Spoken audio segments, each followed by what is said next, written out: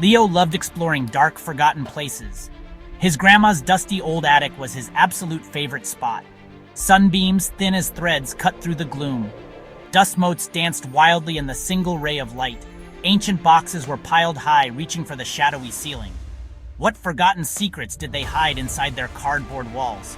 He always hoped for pirate treasure, or maybe something truly spooky, something to tell his friends. He shivered, a tiny thrill of fear and excitement, but he continued his search, deeper into the shadows.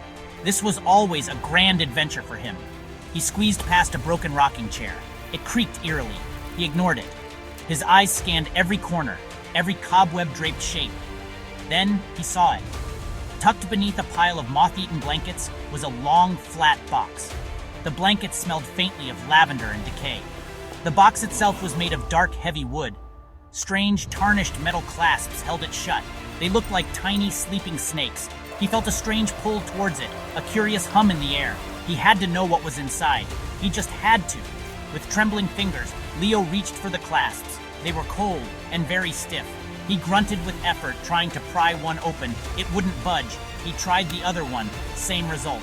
Frustration began to bubble up inside him. He took a deep breath. He gave one clasp a hard, desperate tug. Snap! The rusty metal broke, and the lid creaked open just a tiny bit. A strange, earthy smell wafted out. It smelled like old forest and something else. Something wild. He lifted the heavy lid fully. Inside, nestled on faded, deep purple velvet, was a guitar. But this was no ordinary guitar. Oh no, this guitar was black as a moonless night. Its wood seemed to drink the little light in the attic. Strange, swirling symbols were carved all over its body. They looked like twisted vines or maybe sharp claws. Or were they teeth? He reached out a shaky finger. He gently touched the cold, smooth wood. A powerful shiver ran down his spine. It wasn't from the attic's chill. This was different. Leo carefully carried the mysterious guitar down from the attic. His heart pounded like a drum solo. He sat on the edge of his bed, the strange instrument feeling cool and heavy in his lap. He took a breath. Then, he strummed a single, hesitant chord. The sound that erupted was incredible. It was deep, resonant, and powerful. It filled his small bedroom, making the posters on his wall vibrate softly. It tingled through his fingers, up his arms, and into his chest. He had never, ever heard a guitar sound like this before. It felt more than just music. It felt alive. A wide grin spread across his face. This was the best discovery ever. He played another chord, and then another. A melody began to weave itself through the air.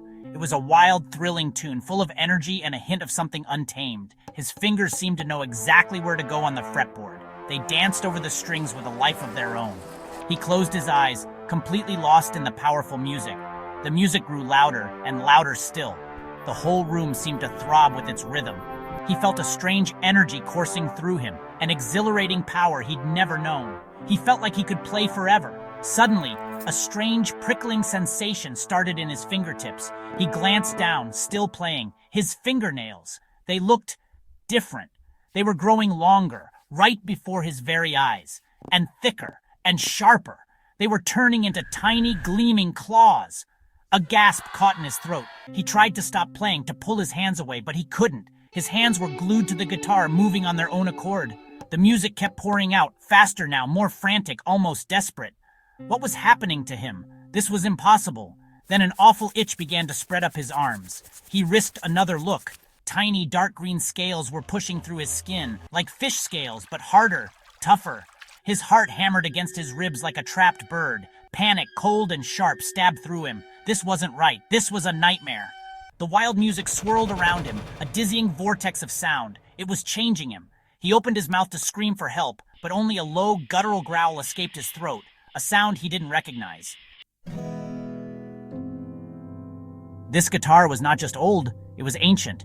It was carved from the wood of a midnight willow tree, a tree that grew only in the whispering fen, a place where shadows danced even at noon. Legend said the tree drank moonlight and sorrow. A reclusive musician known only as Silas the Shadow Singer had crafted the instrument centuries ago. Silas wasn't entirely human, not anymore. He had a secret, a terrible, wonderful secret. He could transform. He could become a creature of the night, a beast with powerful claws and eyes that glowed like embers. The guitar was his heart, his soul. When Silas played, he poured his monstrous essence into the music. The melodies were haunting. They could charm snakes. They could make wolves howl in sympathy. They could even make stones weep. But the music also held a curse. Or perhaps a gift, depending on your view. Anyone who played the guitar with true passion with their whole being would awaken the slumbering magic within its dark wood. The music would call to their own hidden, wilder self. It would begin a transformation, a change into something more, something primal. Silas had vanished long ago. Some said he wandered into the deepest part of the fen and never returned. Others whispered he became one with the shadows. He left his guitar behind, hidden, waiting. Over the years, the guitar passed through many hands, unknowing hands. Few ever unlocked its true power. Most just found it an odd, beautifully carved instrument. They never played it with the raw emotion it demanded. They never felt the full force of its ancient magic stirring within them. They never heard the true monster's melody. But Leo was different. He played with pure joy, with unbridled passion. He connected with the instrument on a deeper level. The guitar recognized a kindred spirit, a spirit ready to be unleashed. The strange symbols carved into its body were not mere decorations. They were sigils, wards of transformation. Each note Leo played strengthened the connection. Each chord pulsed with Silas's ancient magic. The music was a key unlocking a door deep inside Leo, a door he never even knew existed, a door to the beast. The transformation was happening fast now. The green scales covered his arms and were creeping up his neck. His clothes felt tight, ready to rip. His face felt strange, stretched. He could feel his teeth elongating, sharpening into fangs. His reflection in the darkened window showed a terrifying sight. His eyes glowed with a faint amber light. He was becoming a monster, a real live monster. Fear still clawed at him, but underneath the fear, something else was stirring. A strange excitement, a feeling of incredible power. He felt strong, so strong. He finally managed to pull his hands away from the guitar. The music stopped. Silence crashed into the room. It was almost painful after the intense sound. He looked at his clawed hands. He touched the scales on his arm. They were cool and smooth. He flexed his fingers, admiring the sharp points of his new nails. It was shocking. It was scary.